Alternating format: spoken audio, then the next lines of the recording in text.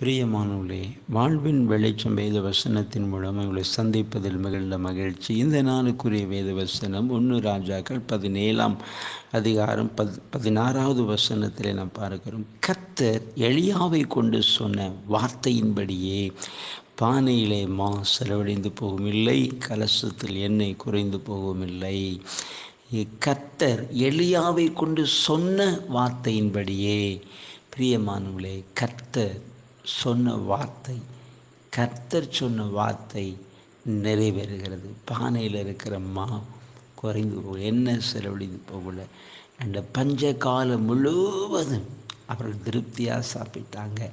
நீங்கள் இதில் பார்த்தீங்கன்னா, கொஞ்சம் மாவு, கொஞ்சம் எண்ணெய், கொஞ்சம்தான் இருக்கிறது. அது போதாது. அவள் சொல்லும்போது பார்க்கிறோம், கொஞ்சம் மாவு, கொஞ்சம் எண்ணெய், வேறொன்றும் இல்லை. அதை சாப்பிட்டு நாங்கள் மரித்து போகிறோம் என்று சொல்லுகிறார். கர்த்தருடைய வார்த்தையின்படி செய்தால், கர்த்தருடைய வார்த்தையின் மகிமையை கண்டால், பிரியமானவர்களே, இன்றைக்கும் கர்த்தர் உங்களுக்கு சொன்ன வார்த்தையின்படியே ஆகும்.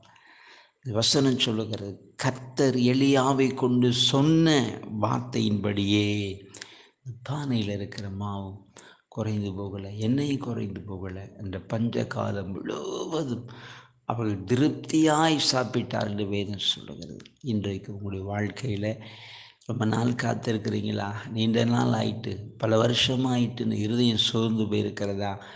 பிரியமானவர்களே, கர்த்தர் சொன்ன வார்த்தை மாறாது. கர்த்தர் சொன்ன வார்த்தையின்படி அவர் செய்து உங்களை நடத்துவார். கர்த்தருடைய வார்த்தையின் மகிமையை நீங்கள் காண்பீர்கள். நாம் ஜெபிப்போம். நன்றி தகப்பனே, இன்றைக்கும் வார்த்தை கேட்கிற ஒவ்வொரு பிள்ளைகளுக்காக ஜெபிக்கிறையா, வல்லமை இறங்கட்டும் அப்பா. கர்த்தருடைய வார்த்தையின்படியே, கர்த்தர் எலியாவை கொண்டு சொன்ன வார்த்தையின்படியே செய்தார். அதே போல் இன்றைக்கும் பிள்ளைகளுடைய வாழ்க்கையில் வார்த்தையின்படி செய்து பிள்ளைகளை நடத்தும்.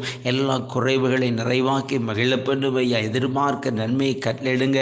எதிராக இருக்கிற சூழ்நிலைகள் மாறட்டும். இன்றைக்கு ஒரு அற்புதத்தை செய்து பிள்ளைகளை ஆசீர்வதித்து மகிழப்பண்ணும். சார், அன்புக்காக நாங்கள் உம்மை துதிக்கிறோம். மீட்பு நல்ல பிதாவே. ஆமேன், ஆமேன்.